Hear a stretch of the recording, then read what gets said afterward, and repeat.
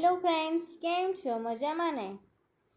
તો આજનો આપણો ટોપિક છે કે કુટુંબ નિયોજન. આની પહેલાં આપણે 2 લેક્ચર લીધેલા છે, માતા અને બાળકની સાર સંભાળના. જો પ્લીઝ તમે એ 2 વિડીયો ના જોયા હોય તો પ્લીઝ 2 વિડીયો જોઈ લેજો. તો આપણે સ્ટાર્ટ કરીએ. કુટુંબ નિયોજન એટલે શું? તો ગર્ભ નિરોધક એટલે નર અને માદાના પ્રજનન કોષોનો સંયોગ થતાં રોકવાની પદ્ધતિ. આ પદ્ધતિ માટે જે ઓપરેશન કરવામાં આવે છે તેને શું કહેવાય છે? કુટુંબ નિયોજન. ગર્ભ નિરોધક શબ્દ 2 શબ્દ ઉપરથી ઉતરી આવ્યો છે. ગર્ભ એટલે ભ્રૂણ કે નવા જીવનું પ્રાથમિક સ્વરૂપ, અને નિરોધ એટલે અવરોધ, અટકાયત કે રોગ, એટલે ગર્ભ નિરોધક. અંગ્રેજીમાં ગર્ભ નિરોધકને કોન્ટ્રાસેપ્શન કહેવામાં આવે છે. ગર્ભ નિરોધક પ્રાકૃતિક અને કૃત્રિમ એમ બંને રીતે થઈ શકે છે.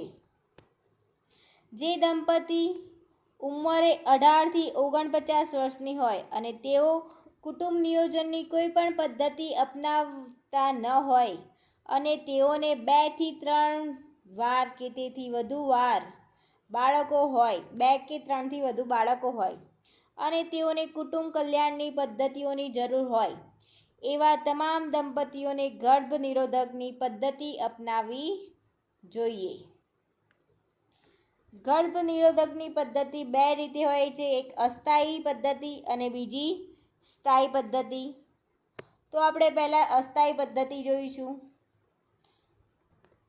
તો અસ્થાયી પદ્ધતિમાં પણ 2 પ્રકારની હોય છે, કુદરતી અને કૃત્રિમ. તો કુદરતીમાં સ્વયં, સંભોગખલેન, સલામતી, સમયગાળો અને સસ્તનપાન, આ બધાને કુદરતી પદ્ધતિ કહેવામાં આવે છે. અને કૃત્રિમમાં નિરોધ, ડાયાફ્રામ, કોપરટી અને ગર્ભ નિરોધક ગોળી, આ બધી કૃત્રિમ છે. તો અસ્થાયી પદ્ધતિમાં સૌપ્રથમ છે ગર્ભ નિરોધનની કુદરતી પદ્ધતિ. તો સંયમ, જાતીય સંભોગનો અભાવ,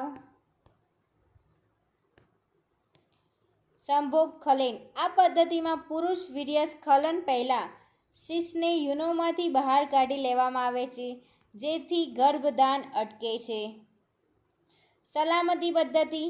જો ગર્ભધારણમાં સંભવિત દિવસો દરમિયાન સંભોગ અટકાવાય તો ગર્ભાવસ્થાનું જોખમ પેદા થતું નથી અને આ સમયગાળાને સલામત સમયગાળો કહેવામાં આવે છે. સ્તનપાન. જો સ્તનપાન ચાલુ રાખવામાં આવે તો સુવાવડ પછી માસિક ચક્ર બંધ થઈ જવાનો ગાળો લંબાય છે અને તે આગામી ગર્ભાવસ્થાને રોકે છે. ગર્ભ નિરોધનની કૃત્રિમ પદ્ધતિ. તો ગર્ભ નિરોધકની અવરોધન પદ્ધતિ છે, જે ખાસ કરીને શુક્રબીજનો નાશ પણ કરે છે અને એઇડ્સનો ફેલાવો થતો અટકાવે છે. તો નિરોધના 4 પ્રકાર છે, ડ્રાય કોન્ડોમ, ડ્યુલેક્ટ કોન્ડોમ, સુપર ડ્યુલેક્ટ અને ડોટેડ કોન્ડોમ. તો આપણે પહેલાં વાત કરીશું ડાયાફ્રામની. તો ડાયાફ્રામ એ ગર્ભ નિરોધક માટે વપરાતું એક સાધન છે. તે નરમ રબરની બનેલી વાટકી જેવું હોય છે. તેની ફરતે ઘાતની સ્થિતિસ્થાપક સ્પ્રિંગ લગાડેલી છે, જે સ્ત્રીઓ માટે વાપરવાનું સાધન છે.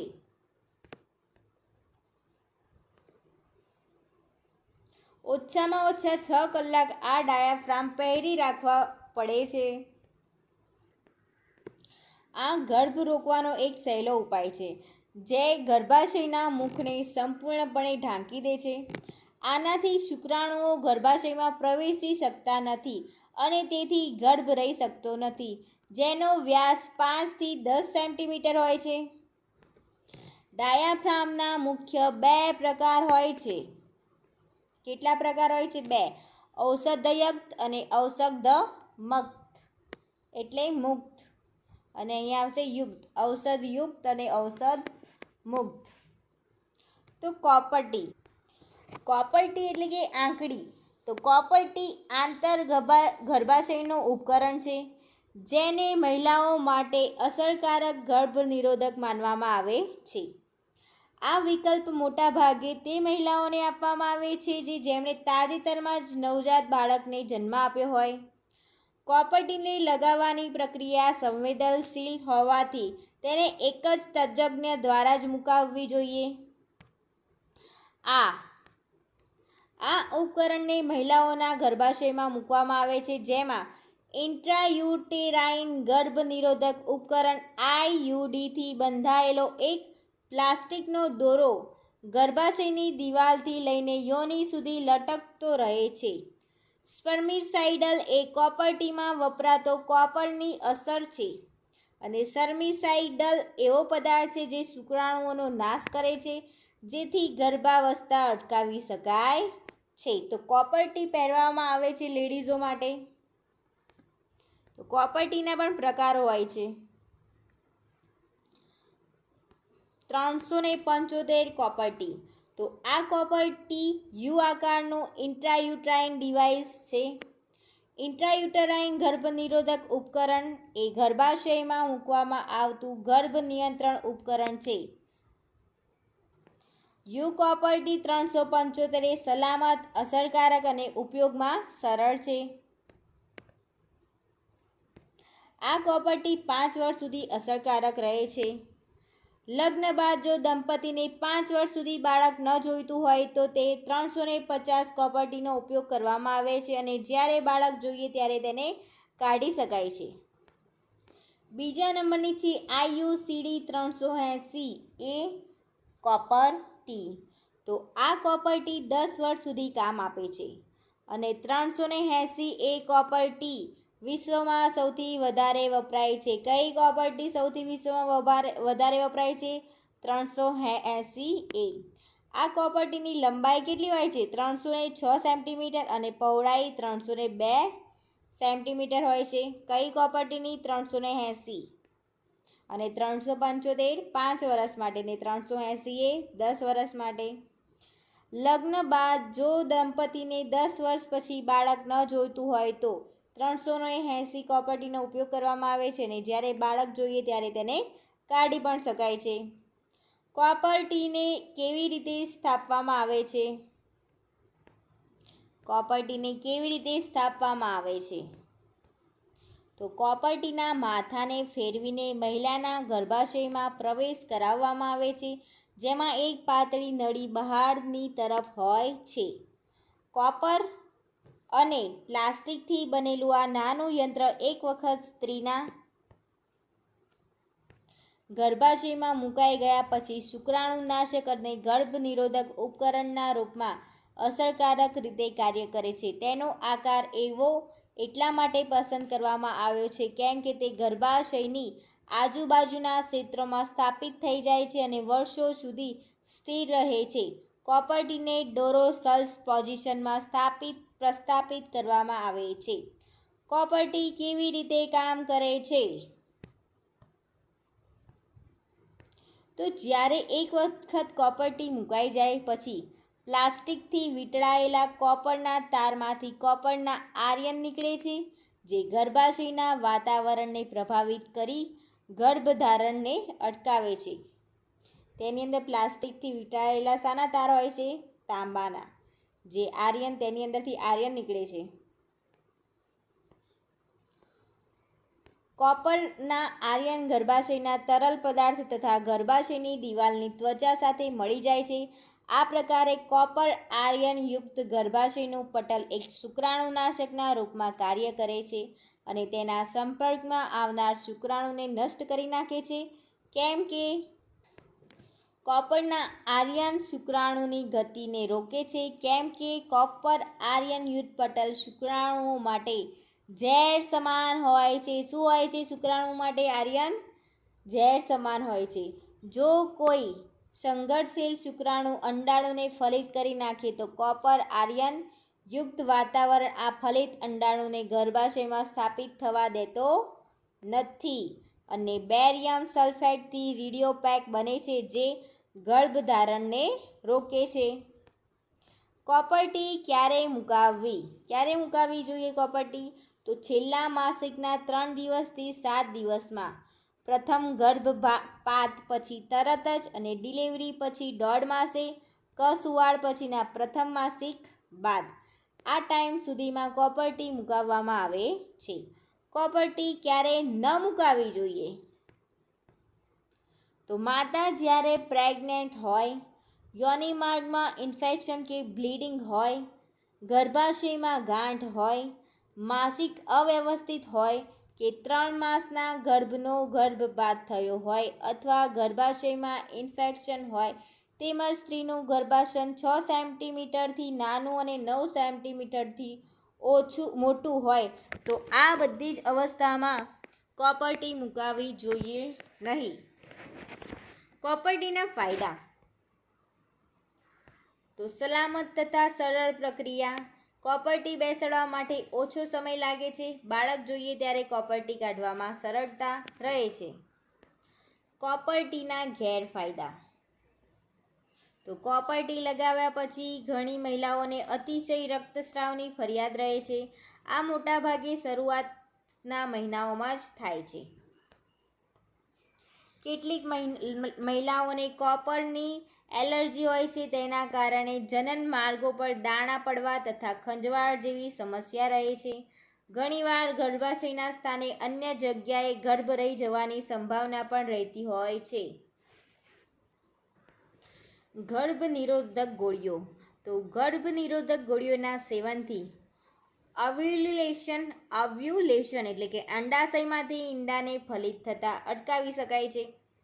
તો અટકાવવાની ગર્ભાવસ્થાને અટકાવી શકાય છે. તે સર્વિક્સના મ્યુકસને જાડું બનાવે છે અને વીર્યને ગર્ભાશયમાં પ્રવેશતું અટકાવે છે, જેનાથી ગર્ભનું ફલન થતું નથી.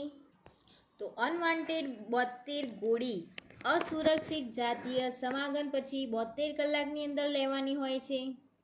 આ ગોળીમાં ઇસ્ટ્રોજન અને પ્રોજેસ્ટેરોન યુક્ત તત્વો હોય છે.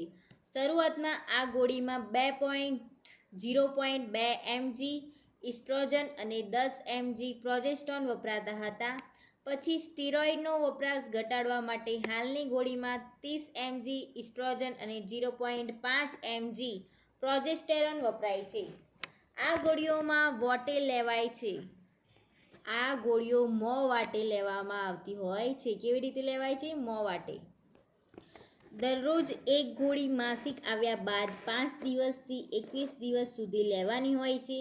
7 દિવસનો ગેપ રાખી ફરીથી આ સાયકલ શરૂ કરવાની હોય છે. દિવસમાં એક નિશ્ચિત સમય માટે આ ગોળી લેવાની હોય છે. હોર્મોનલ અને નોન હોર્મોનલ આયર્ન આની અંદર હોય છે. આ પદ્ધતિમાં 100% અસરકારક અને સરળ છે. આ પદ્ધતિ 100% અસરકારક છે અને સરળ છે. માલા ડી માર્કેટમાં વેચાય છે, જ્યારે માલા એન સરકારી દવાખાનામાં જ મળે છે. આ જે દવા છે માલા ડી એ માર્કેટમાં વેચાય છે અને માલા એન એ સરકારી દવાખાનામાં મળે છે. માલા એન અને માલા ડી એ ભારત સરકાર દ્વારા રાષ્ટ્રીય પરિવાર કલ્યાણ કાર્યક્રમ અંતર્ગત પરિવાર નિયોજન માટે આપવામાં આવતી ગોળીઓ છે. એટલે કે કુટુંબ નિયોજન માટે આપવામાં આવતી ગોળીઓ છે. તેના અન્ય ઉપયોગો. તો તેના અન્ય ઉપયોગો કયા છે? તો માલા એનનો નિયમિત ઉપયોગ પીરિયડ્સને નિયમિત, હળવો અને ઓછો પીડાદાયક બનાવે છે. આ દવા ખૂબ જ ઉપયોગી છે. તે માસિક સ્ત્રાવ પહેલાં અને મેનોપોઝના લક્ષણો પણ મદદ કરી શકે છે. તે અંડાશય અને ગર્ભાશયના કેન્સરનું જોખમ ઘટાડે છે. તે ફાઇબ્રોઇડ્સ, અંડાશયની કોથળીઓ અને કેન્સર સિવાયના સ્તરના રોગોનું જોખમ પણ ઘટાડે છે. સેક્રોમેન પદ્ધતિ એટલે કે બિનકાયમી પદ્ધતિ. આ ગોળી સહેલીના નામથી પણ ઓળખવામાં આવે છે. આ ગોળીને સહેલી નામ પરથી પણ ઓળખવામાં આવે છે. આ એક મોં દ્વારા લેવામાં આવતી નોન હોર્મોનલ અંતઃસ્ત્રાવ વિનાની ગોળી છે. આ નોરપ્લાન્ટ એ કુટુંબ નિયોજનની હોર્મોનલ પ્રકારની મેથડ છે. કયા પ્રકારની મેથડ છે? હોર્મોનલ પ્રકારની મેથડ છે. આ ગોળી જે સ્ત્રીઓ સ્તનપાન કરાવતી હોય કે ના કરાવતી હોય બંને માટે સુરક્ષિત છે. આ ગોળી પ્રથમ 3 મહિના માટે અઠવાડિયામાં 2 વાર પછીથી અઠવાડિયામાં 1 વાર લેવાની હોય છે. સોમગુરુ છાયાના દરેક પેકેટમાં 8 ગોળીઓ હોય છે.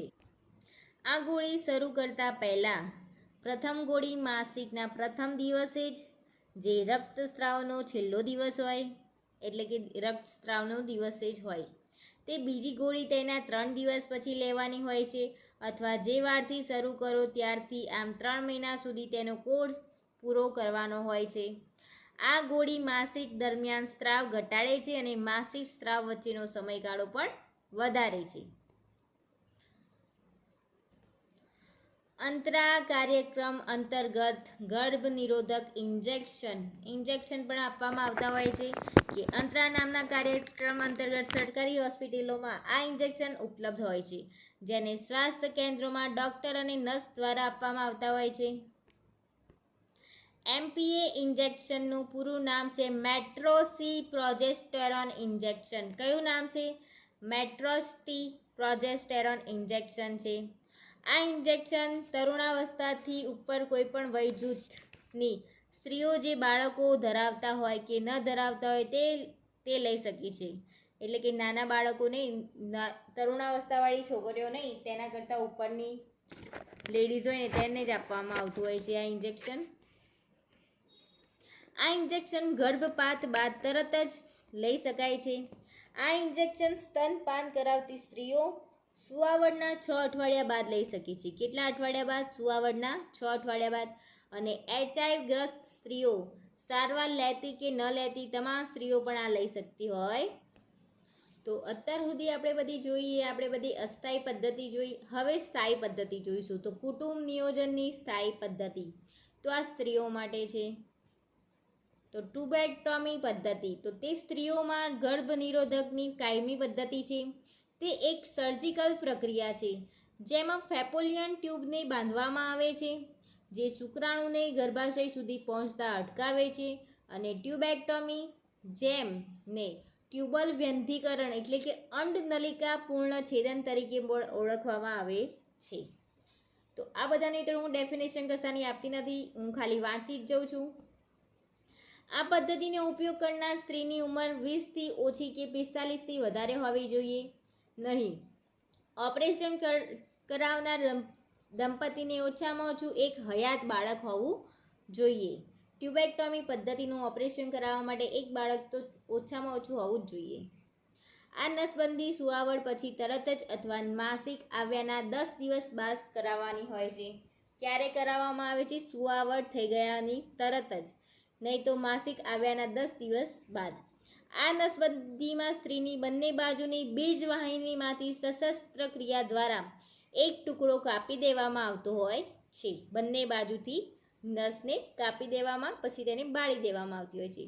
સ્ત્રીની બીજવાહિની બંધ થતાં શુક્રાણુઓ આગળ વધી શકતા નથી અને સ્ત્રી બીજને મળી શકાતું નથી, જેથી ગર્ભધાન થતું અટકે છે. એટલે આ પદ્ધતિ ટાંકાવાળી છે. તેને એ નસ ઉપર બાળી દઈએ કે તેની ઉપર ટાંકા પણ લઈ શકાય છે. તો સ્ત્રી વ્યંધીકરણના પ્રકાર.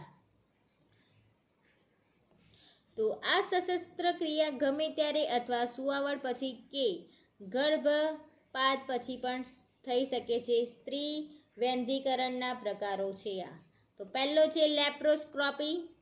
અહીંયા લેપ્રોસ્કોપી લખવામાં આવેલું છે, લેપ્રોસ્કોપી. આ પદ્ધતિ લેપ્રોસ્કોપ નામના સાધનથી સ્ત્રી બીજવાહિનીને રિંગ પહેરાવી બંધ કરવામાં આવે છે, તેથી તેને લેપ્રોસ્કોપી કહેવામાં આવે છે. આ આધુનિક અને સરળ પદ્ધતિ છે.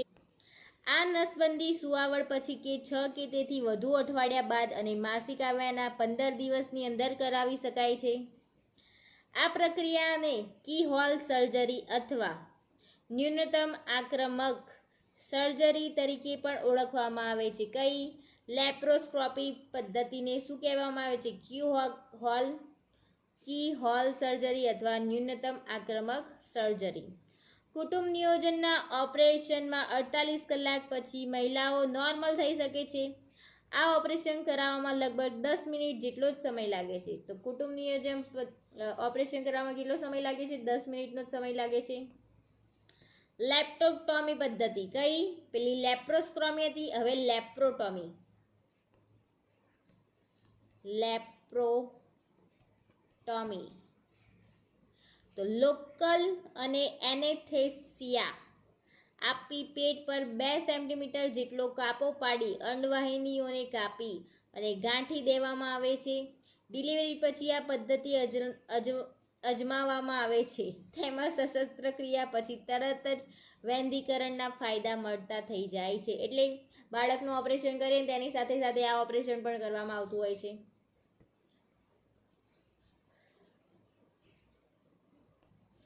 હવે આપણે જોઈશું પુરુષો માટે કે નોન સ્કાલ્પેલ વાસ્ટેમી. નોન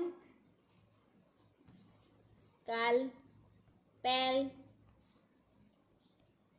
વાસ્ટોમી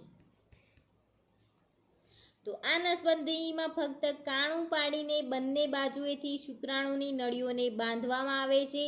આ એક નાનકડું સ્તર હોય છે જેમાં વૃષણ ઉપર 1 mm જેટલો છેદ પાડવામાં આવતો હોય છે. આ નસબંધીમાં શુક્રવાહિની નળી બંધ કરવાથી શુક્રાણુ આગળ થઈ જતા નથી અને આથી વીર્યમાં શુક્રાણુઓ હોતા નથી, જેથી ગર્ભદાન થતું નથી. ઓપરેશનમાં સમય ઓછો લાગે છે તથા છેદ નાનો હોવાથી ટાંકા લેવાની જરૂર પડતી નથી. આ ઓપરેશન માટે પુરુષની ઉંમર 25 વર્ષ કરતાં વધુ હોવી જોઈએ. કેટલા વર્ષ કરતાં? 25 વર્ષ કરતાં વધુ હોવી જોઈએ. ઓપરેશન પછી 3 મહિના સુધી ગર્ભ નિરોધક સાધનનો જ ઉપયોગ કરવો. ચોથા મહિને વીર્યનો રિપોર્ટ કરાવી તેનો રિપોર્ટ નેગેટિવ ન આવે ત્યાં સુધી અન્ય ગર્ભ નિરોધક સાધનોનો જ ઉપયોગ કરવો જોઈએ. તો એનએસવીના ફાયદા. તો એનએસવીના શું ફાયદા છે?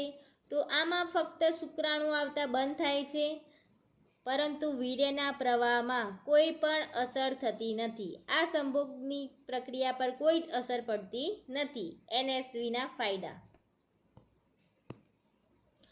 તો ઓપરેશન પછી તકલીફ નહીવત થાય છે. એનએસવીમાં રૂઢ ઝડપથી આવતી હોવાથી વ્યક્તિ જલ્દી કામ રૂઢ છે ને તેમાં જલ્દી આવી જાય છે, તેથી વ્યક્તિ જલ્દી કામ કરી શકે છે. ફક્ત શુક્રાણુ નળી પર જ ઓપરેશન કર્યું હોવાથી અન્ય અંગોને કોઈ જ નુકસાન થતું નથી. એનએસવી પછીની સમસ્યા શું થાય છે? એનએસવી પછીની સમસ્યાઓ તો લોહી નીકળવું, ઘણીવાર વૃષણ કોથળીમાં સોજો આવે છે અને જેને નિમોટેમા કહેવામાં આવે છે. વૃષણ કોથળીમાં સોજો આવે તેને શું કહેવામાં આવે છે? હિમોટેમા કહેવામાં આવે છે. અહીંયા નિમોટેમા લખ્યું છે ને પણ હિમોટેમા આવે. હિમોટેમા કહેવામાં આવે છે. હિમોટેમા. આ ઓપરેશનની જગ્યાએ ક્યારેક દુખાવો થાય છે. ઓપરેશન નહીં, ઓપરેશન અને દુખાવો નહીં, દુખાવો થાય છે. ક્યારેક દુખાવો થતો હોય છે. કાયમી નસબંધી કરાવનાર લાભાર્થીને સરકાર તરફથી મળવાપાત્ર સહાય. તો પુરુષને નસબંધી કરાવે તો તેને મળવાપાત્ર સહાય 2000 અને તેના મોટિવેશનલ ને ₹300 સહાય આપવામાં આવે છે. એટલે જે એને મોટિવેટ કરે એને ₹300 આપવામાં આવે છે અને પુરુષને કેટલા? 2000 રૂપિયા. પુરુષ લાભાર્થી માટે લગ્ન કરેલ હોય તેવી ઉંમર 60 વર્ષથી નીચે હોવી જોઈએ અને તેને એક બાળક હોવું જોઈએ. તેની ઉંમર 1 વર્ષથી વધારે હોવી જોઈએ. લાભાર્થીની પત્નીનું ઓપરેશન થયેલ હોવું ન જોઈએ. પતિ પત્ની બેમાંથી એક જ પદ્ધતિ અપનાવેલી હોવી જોઈએ. નહીં તેની માનસિક અવસ્થા સારી હોવી જોઈએ. સ્ત્રી નસબંધી કરાવેલ હોય તો તેને મળવાપાત્ર સહાય ₹1400 અને તેને મોટિવેશન આપનારને ₹300 સહાય મળે છે. મહિલા લાભાર્થી માટે લગ્ન કરેલ હોય તેની ઉંમર 22 વર્ષથી 49 વર્ષની વચ્ચેની હોવી જોઈએ તથા તેને એક બાળક હોવું જોઈએ અને તેની ઉંમર 1 વર્ષથી વધારે હોવી જોઈએ. પતિનું નસબંધી ઓપરેશન થયેલું હોવું જોઈએ નહીં. પતિ પત્ની બેમાંથી એકે આ પદ્ધતિ અપનાવેલ હોવી જોઈએ નહીં. તેની માનસિક અવસ્થા સારી હોવી જોઈએ.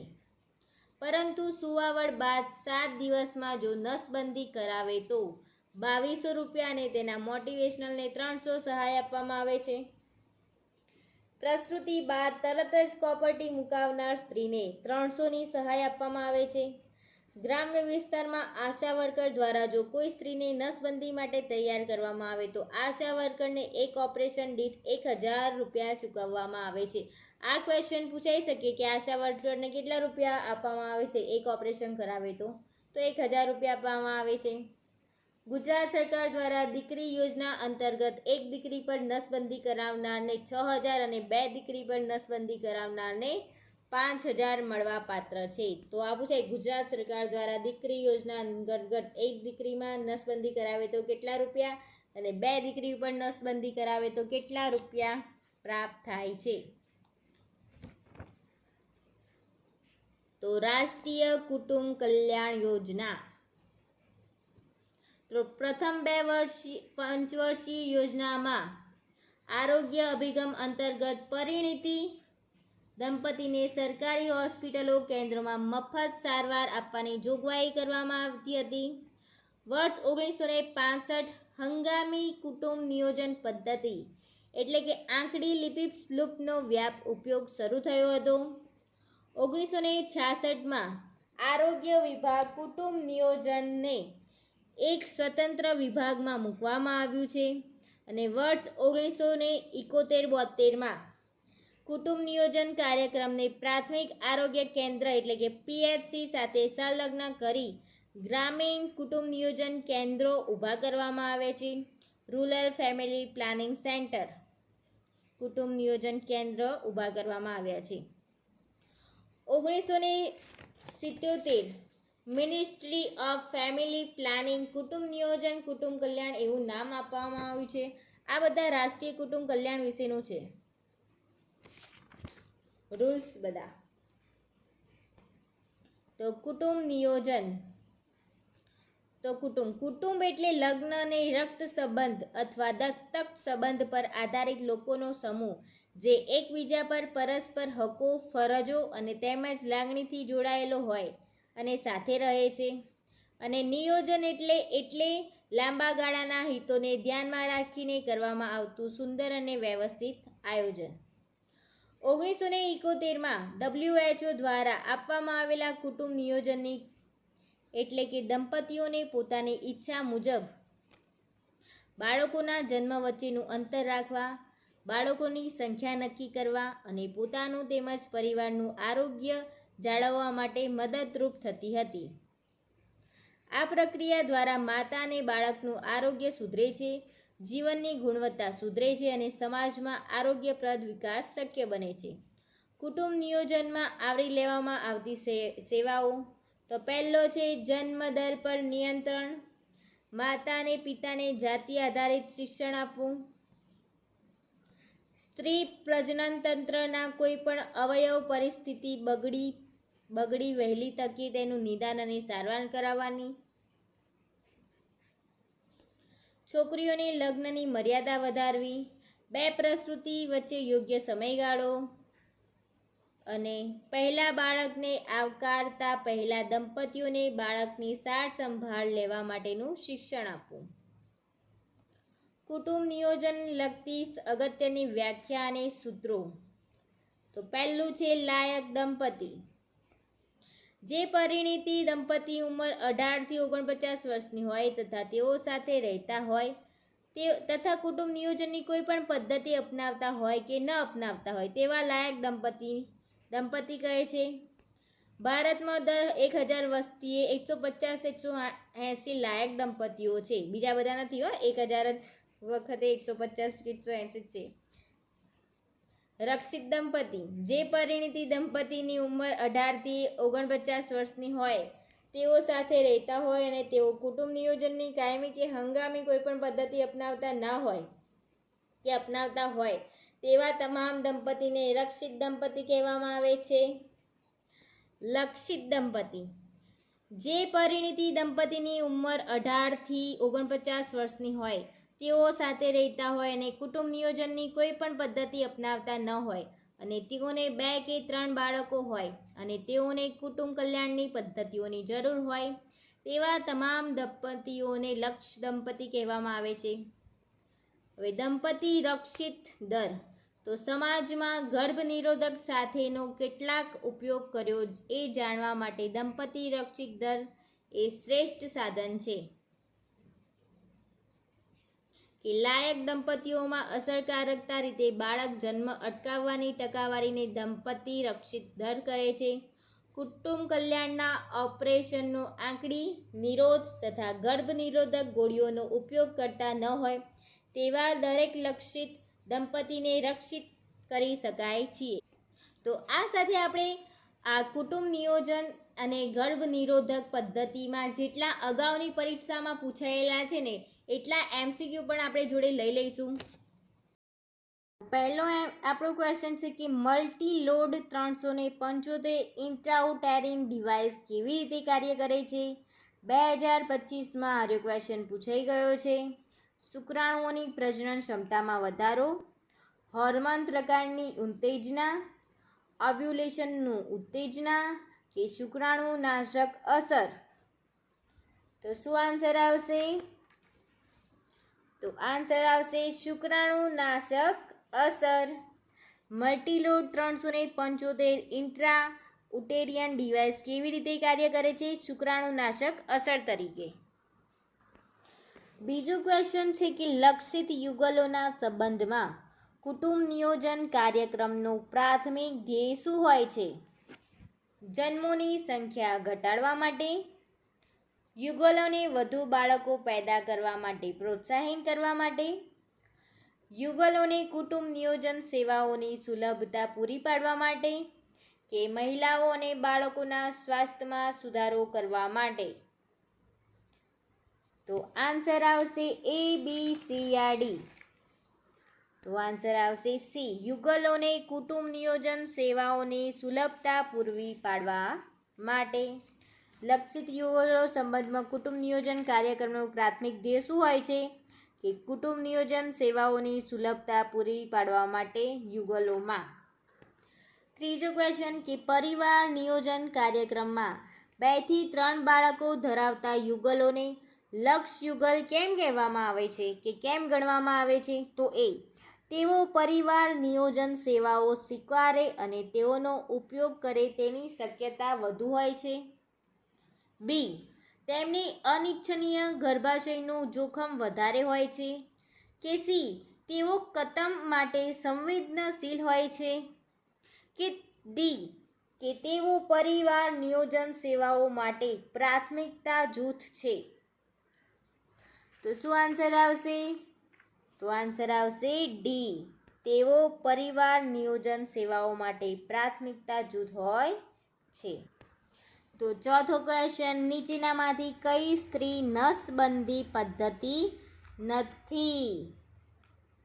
નોલોન્ટ, અંડનાલિકા પૂર્ણછેદન 1, શુક્રનલિકા પૂર્ણછેદન કે યોનિ પટલ.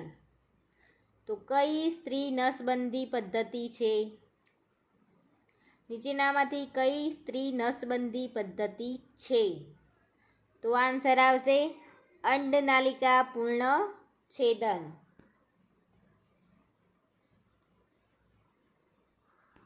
પાંચમો ક્વેશ્ચન, કુટુંબ નિયોજનના ઓપરેશનમાં કેટલા સમય પછી મહિલાઓ નોર્મલ થઈ શકે છે?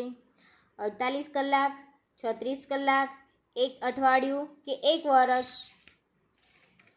તો શું આન્સર આવશે? A, B, C કે D? તો આન્સર આવશે 48 કલાકની અંદર સ્ત્રીઓ નોર્મલ થઈ શકે છે. છઠ્ઠો ક્વેશ્ચન, IUCD 380 એ કેટલા વર્ષ સુધી ગર્ભધાન સામે રક્ષણ આપે છે? 3 વર્ષ, 5 વર્ષ, 7 વર્ષ કે 10 વર્ષ? તો આ લેક્ચર તમે આગળ જોયું તો આનો ક્વેશ્ચન તમારે આપવાનો છે. તો પ્લીઝ મહેરબાની કરીને કમેન્ટ કરજો કે શું આન્સર આવશે. 375માં કેટલા આવતા હતા અને 380 કોપરટીમાં કેટલા આવતા હતા? તો પ્લીઝ કમેન્ટ કરજો છઠ્ઠા ક્વેશ્ચનનો આન્સર. અને 7મો ક્વેશ્ચન છે કે ગર્ભ નિરોધક પદ્ધતિ અને આરટીસી એસટીડી એઇડ્સની પ્રિવેન્શન રક્ષણ આપતી પદ્ધતિનું નામ જણાવો. આ પદ્ધતિ લખેલું છે, પદ્ધતિનું નામ જણાવો.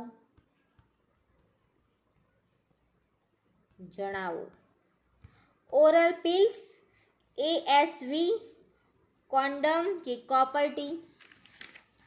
તો આન્સર આવશે સી.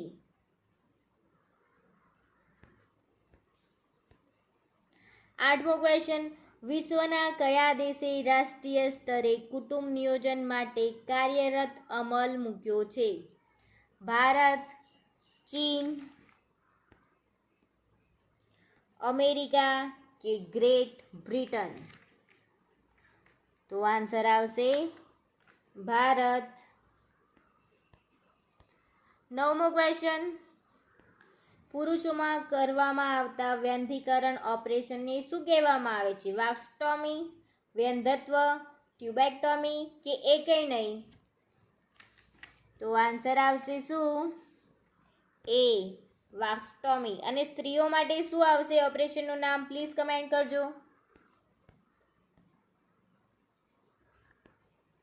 10મો ક્વેશ્ચન નોર પ્લાન્ટ એ કુટુંબ નિયોજનની કયા પ્રકારની મેથડ છે?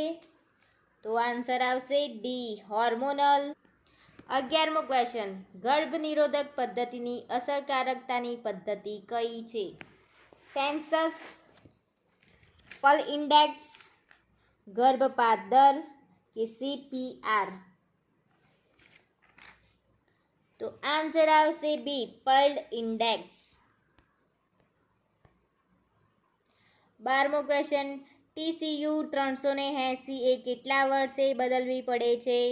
તો આન્સર આવશે, કમેન્ટ કરવાનું કીધું હતું તમને, પણ હું હવે કહી દઉં છું, 10 વર્ષ.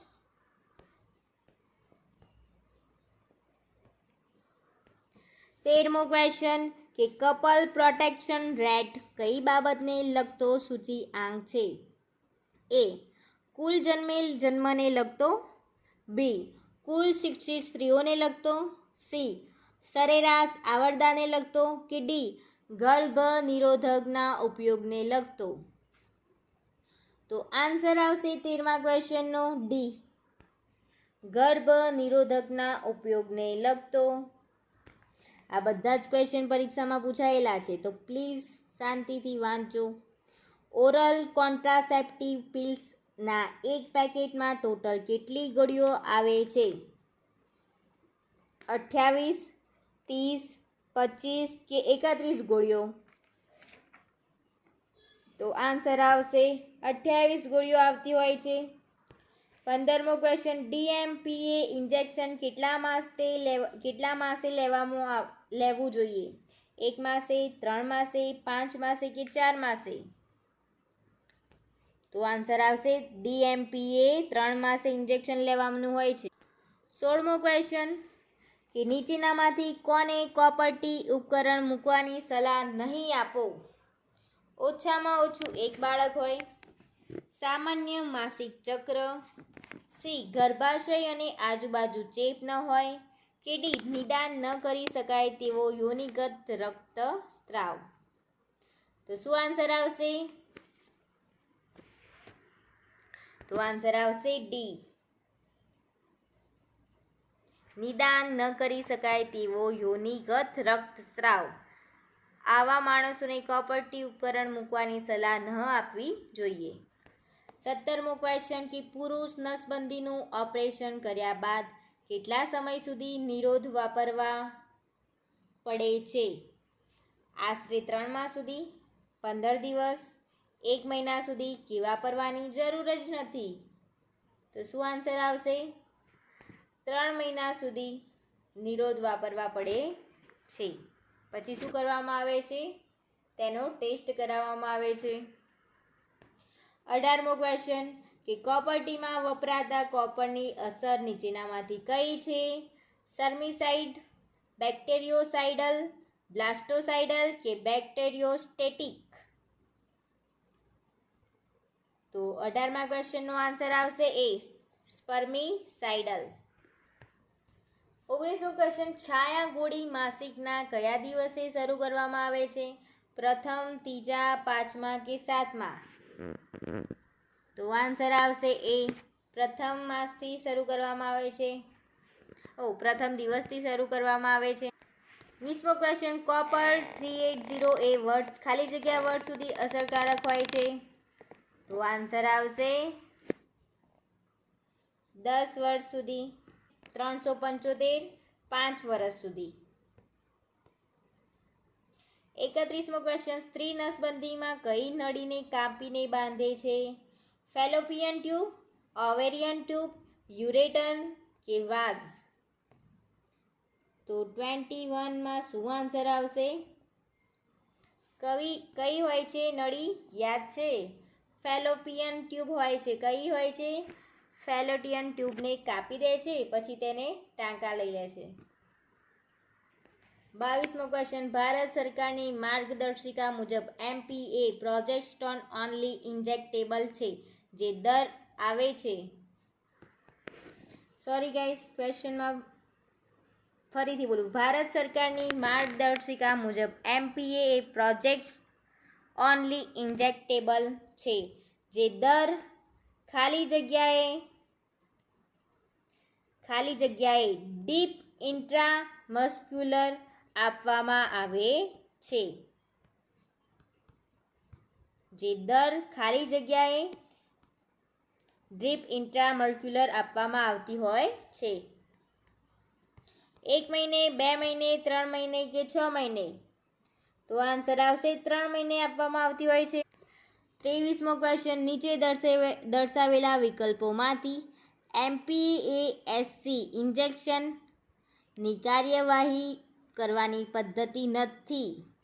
એ, સર્વાઇકલ મ્યુકસનું જાડું થવું, ગર્ભાશયનું આંતરિક સ્તર પાતળું થવું, ઓવ્યુલેશન સપ્રેશન કે શુક્રાણુઓને શિથિલ કરવું?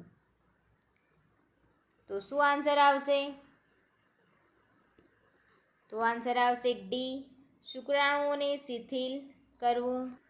24મો ક્વેશ્ચન, નીચેનામાંથી કઈ કુટુંબ કલ્યાણની કાયમી પદ્ધતિ છે? નિરોધ, NSV, કોપર ટી કે ઓરલ પિલ્સ? તો આન્સર આવશે NSV એ કુટુંબ કલ્યાણની કઈ પદ્ધતિ છે?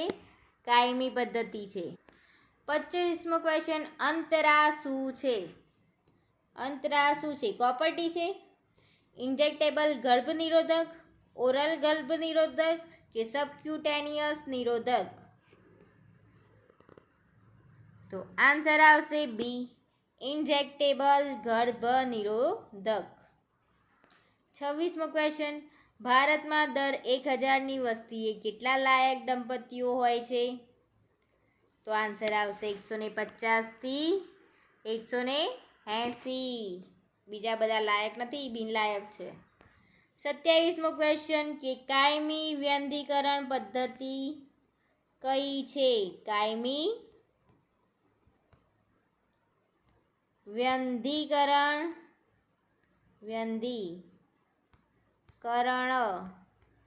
પદ્ધતિ કઈ છે? કાયમી વ્યંધીકરણ પદ્ધતિ કઈ છે? ઓરલ પિલ્સ, કોપર ટી, પુરુષ અને સ્ત્રી વ્યંધીકરણ ઓપરેશન કે નિરોધ? તો 27મા ક્વેશ્ચનનો આન્સર આવશે સી, પુરુષ અને સ્ત્રી વ્યંધીકરણ ઓપરેશન એ કાયમી વ્યંધીકરણ પદ્ધતિ છે. 28મો ક્વેશ્ચન, કે આંખડીની સૌથી વધારે થતી આડઅસર કઈ છે? માસિકમાં વધારે લોહી પડવું, પેટમાં દુખાવો, ચક્કર આવવા કે પેટમાં ઇન્ફેક્શન? તો આંખડીમાં સૌથી વધારે થતી આડઅસર માસિકમાં વધારે પડતું લોહી આવવું. કોપર ટી 380 એ આંખડી કેટલા વર્ષ સુધી ચાલી શકે છે? 10 વર્ષ સુધી. આ ક્વેશ્ચન બહુ જ વાર આવ્યો છે, તો તમને યાદ પણ રહી ગયો હશે. કે 30મો ક્વેશ્ચન, કુટુંબ નિયોજન કાર્યક્રમમાં કાયમી પદ્ધતિ કોને કહેવામાં આવે છે? માલાડો, કોપર ટી, નસબંધી કે ઇન્જેક્ટેબલ કોન્ટ્રાસેપ્ટિવ્સ? તો આન્સર આવશે બી, નસબંધીને કાયમી પદ્ધતિ કહેવામાં આવે છે. 31મો ક્વેશ્ચન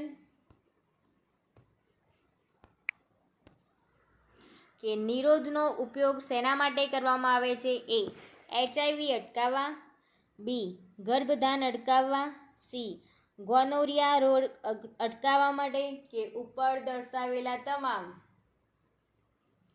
તો આન્સર આવશે ડી, ઉપર દર્શાવેલા તમામ, એટલે કે HIVને અટકાવવા, ગર્ભધાન અટકાવવા અને ગોનોરિયા રોગને અટકાવવા માટે.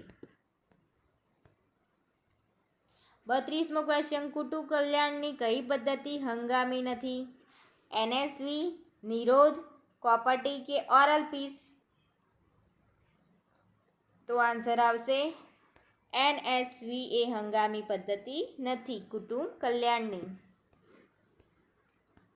33મો ક્વેશ્ચન લક્ષિત દંપતી એટલે શું? શિક્ષિત નહીં, લક્ષિત. લક્ષિત દંપતી એટલે શું? તો એ લાયક દંપતી પૈકી કુટુંબ કલ્યાણની કોઈ પણ પદ્ધતિ અપનાવેલ હોય, લાયક દંપતી પૈકી કુટુંબ કલ્યાણની કોઈ પણ પદ્ધતિ ન અપનાવેલ હોય, લાયક દંપતી પૈકી કુટુંબ કલ્યાણની માત્ર કાયમી પદ્ધતિ અપનાવેલ હોય, લાયક દંપતી પૈકી કુટુંબ કલ્યાણની માત્ર હંગામી પદ્ધતિ અપનાવેલ હોય. તો શું આન્સર આવશે? એ, બી, સી યા ડી? તો આન્સર આવશે બી. 34મો ક્વેશ્ચન કે મંદિરાની ઉંમર 27 વર્ષની છે, તે ધાત્રી માતા છે, તેને કુલ 2 બાળકો છે, તો મંદિરાને કઈ પદ્ધતિ માટે સલાહ આપશો?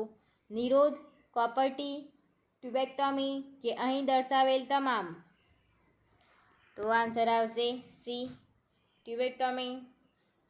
તો પ્લીઝ વિડીયોને લાઇક કરી દો, શેર કરી દો અને સબસ્ક્રાઈબ તો જરૂરથી કરી લેજો. Thank you for watching my video.